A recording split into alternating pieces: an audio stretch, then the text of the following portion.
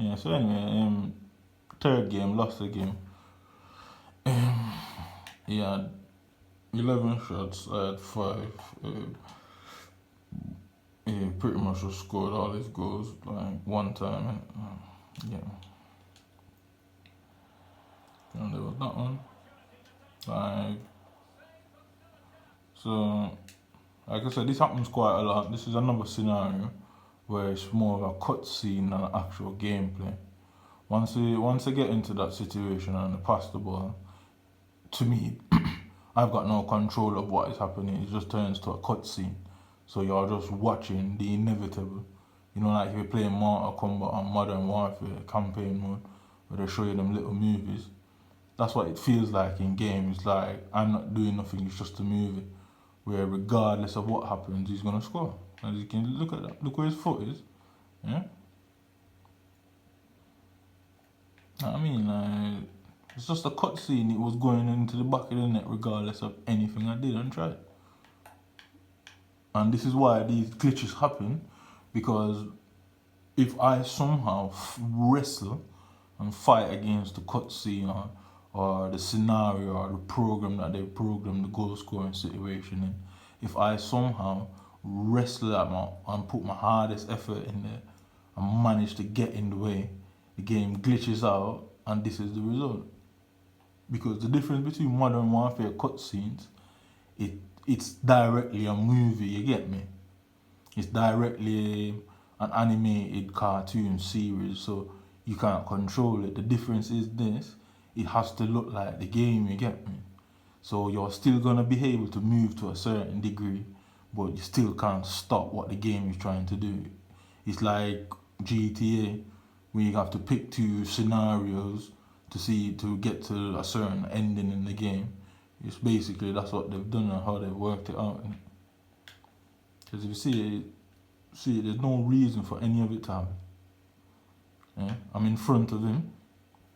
Yeah. The AI should have selected that defender for me automatically, which means I should have held him off and got to the ball before him at its very least. Yeah, he took his shot. Look, I'm completely in front of him. Yeah, took his shot. And if you notice his leg, yeah, he didn't kick the back of my leg. His leg bent around it, you get me? Look at it. Completely bent around him. Look at his leg, look where his leg actually is.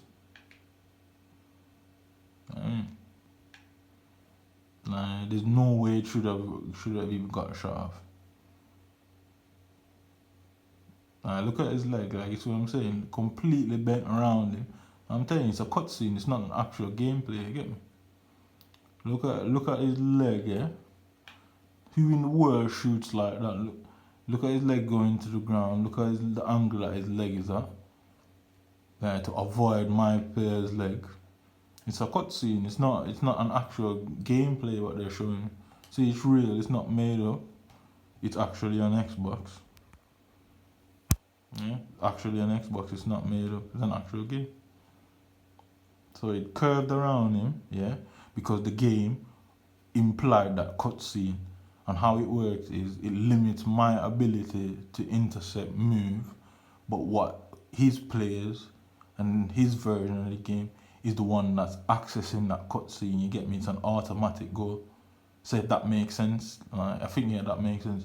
His team is the one that's accessing the cutscene. Yeah, I'm fighting with it, and it's just an auto goal.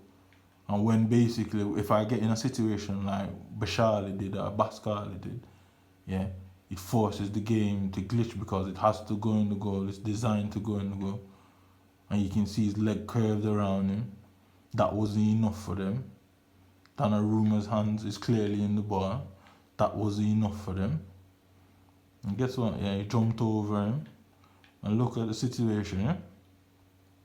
So it was going in the goal. You can see 3-4 different things for why it should not have ever happened. And it was going to happen whether or not I liked it or not. And that's the sort of things I've got to deal with while playing FIFA, you get me? So I'm not losing because I'm not good enough. I'm probably one of the best, if not the best FIFA player there is. Look at it. And again, it set me up again to kick the ball towards him. Complete setup.